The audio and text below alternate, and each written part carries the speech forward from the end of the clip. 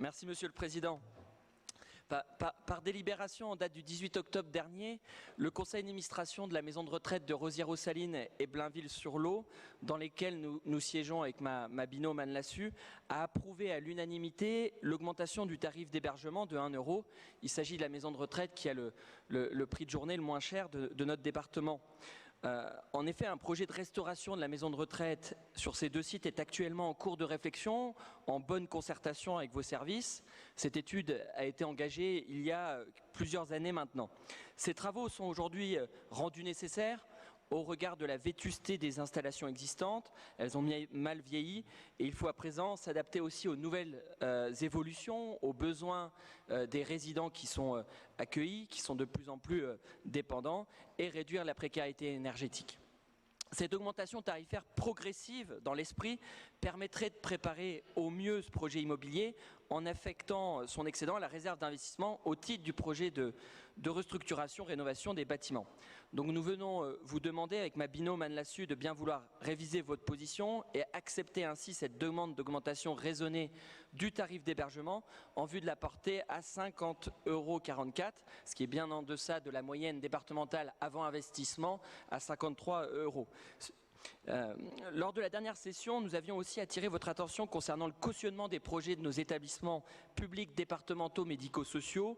Le 6 mars 2019, après une sollicitation officielle le 23 janvier par le Carrefour d'accompagnement public social, le CAPS de Rosières-aux-Salines, dont le conseil d'administration est présidé par votre représentante, le département avait opposé un refus à sa demande de garantie d'emprunt.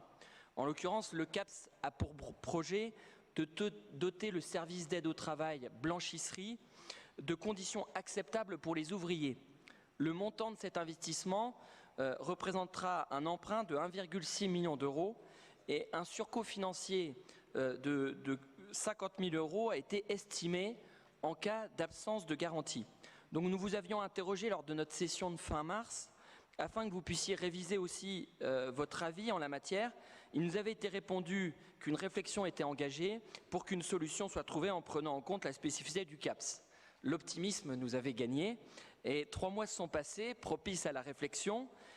Et donc si les négociations avec les organismes financiers ne permettent pas d'aboutir pour envisager un financement sans surcoût, en l'absence de garantie bancaire, est-ce que le conseil départemental accepterait de cautionner ce projet du CAPS, eu égard bien entendu, et ça avait été rappelé par notre collègue Annie Silvestri, aux spécificités de cet établissement public départemental qui a fusionné un certain nombre d'établissements publics communaux et donc qui avait été un peu inspiré par le département à l'époque pour mutualiser ses moyens. Et c'est vrai que sur notre département, mais même ailleurs, les défis pour mieux accompagner les personnes en perte d'autonomie, de plus en plus nombreuses, sont considérables. Les attentes de soutien financier de notre collectivité pour permettre aux différents EHPAD, comme à Saint-Nicolas-de-Port ou ce 3H Santé, que connaît bien notre collègue Michel Marchal, d'investir pour mieux accueillir les personnes âgées dépendantes, sont nombreuses. Les différents acteurs ont besoin de réponses claires de la part de notre collectivité, de visibilité. Il s'agit des structures existantes. D'autres offres innovantes sont prêtes à émerger. Nous pensons, avec ma collègue Anne Lassus, au projet de maison de la mémoire et du répit que d'autres ici connaissent, envisagé par l'ADMR à Blainville-sur-Lot, présidé par M. Renaud, qui porte un très beau projet. Et là aussi, il espère pouvoir compter sur des financements. Des projets en réflexion dans notre territoire pourraient aussi répondre à de vrais besoins, comme à Ciré-sur-Vesouse, pour l'accueil des personnes handicapées vieillissantes, elles aussi de plus en plus nombreuses. Actuellement, l'offre d'accompagnement pour cette population n'a pas été ou n'a pu être suffisamment anticipée. Pour accompagner au mieux le vieillissement des personnes handicapées, la mise en place de solutions adaptées et personnalisées apparaît essentielle. Cette réponse adaptée pourrait se décliner sous la forme d'un foyer logement et d'une maison d'accueil spécialisée.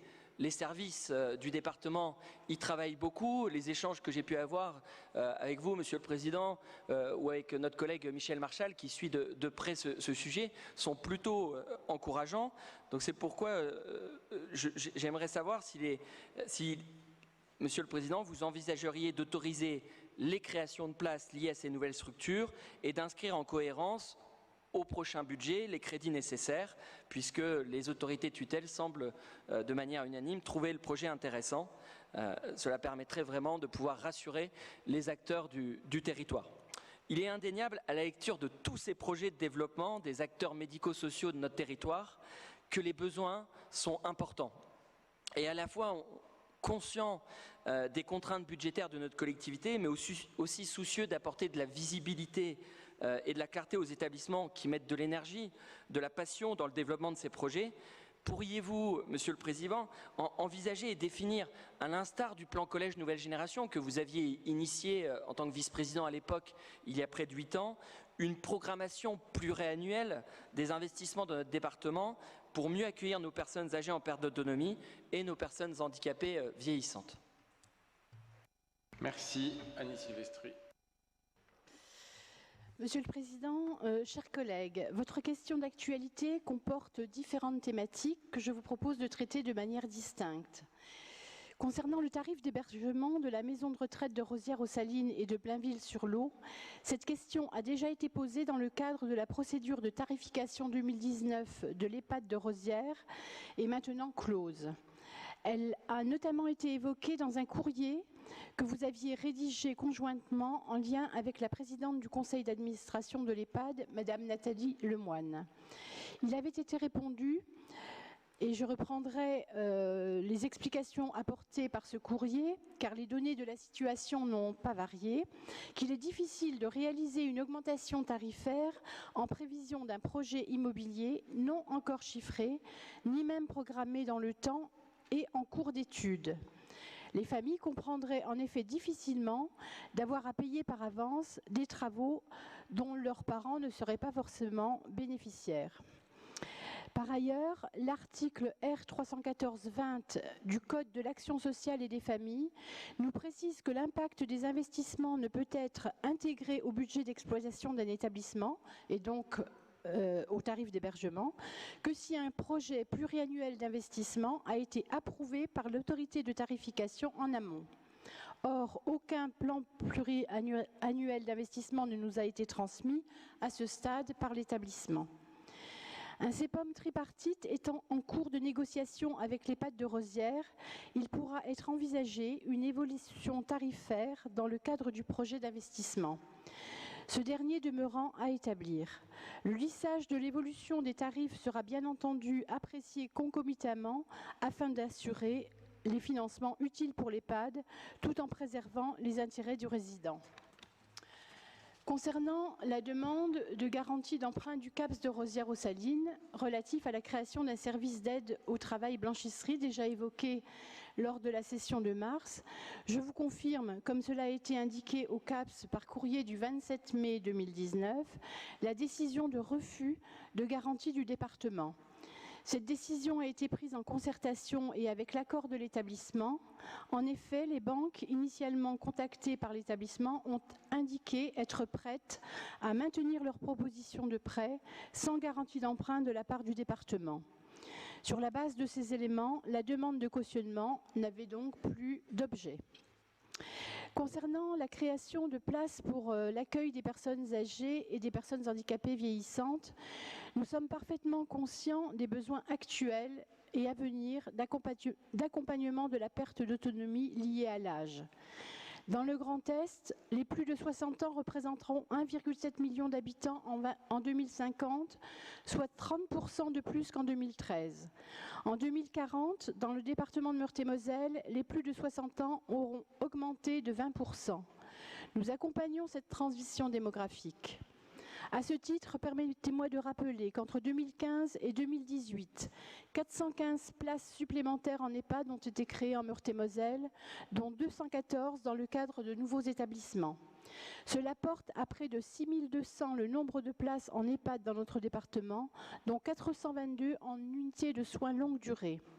Outre ces réponses concrètes que nous apportons dans le cadre de la mise en œuvre du schéma départemental de l'autonomie, permettez-moi de vous rappeler que la Meurthe-et-Moselle s'est aussi engagée avec force dans le débat grand âge autonomie, avec notamment l'organisation des assises de l'autonomie et l'organisation d'une contribution citoyenne au rapport Libault, car le système actuel de prise en charge la dépendance liée à l'âge est totalement à bout de souffle, comme en témoignent les difficultés structurelles de nos EHPAD et de nos services d'aide à domicile. Donc oui, chers collègues, bien évidemment, nous entendons les besoins d'accompagnement du vieillissement structurel de la population. Les projets d'établissement, qu'ils soient en direction des personnes âgées ou handicapées vieillissantes, sont instruits dans le cadre d'une autorisation conjointe de la part du département et de l'ARS et d'une inscription préalable au PRIAC, outil de programmation des financements alloués par l'État. Or, les projets dont vous faites l'écho et dont nous pouvons avoir connaissance ne sont pas encore suffisamment mûrs pour pouvoir bénéficier d'une autorisation conjointe et l'inscription au PRIAC est loin d'être actée. Par ailleurs, au plan national, l'accent est désormais mis sur l'habitat inclusif, dispositif novateur dont on peut attendre beaucoup et pour lequel le département 54 a été précurseur. Plusieurs habitats inclusifs, Mosaïque, Arche, AFAST et ZAFT, fonctionnant déjà en Meurthe-et-Moselle grâce à une mutualisation de la PCH, 150 personnes en sont bénéficiaires. Le décret d'application de la loi Elan vient de paraître, nous en avons pris connaissance ces jours derniers. Il donne un cadre à ce concept d'habitat inclusif avec la publication d'un cahier des charges nationales.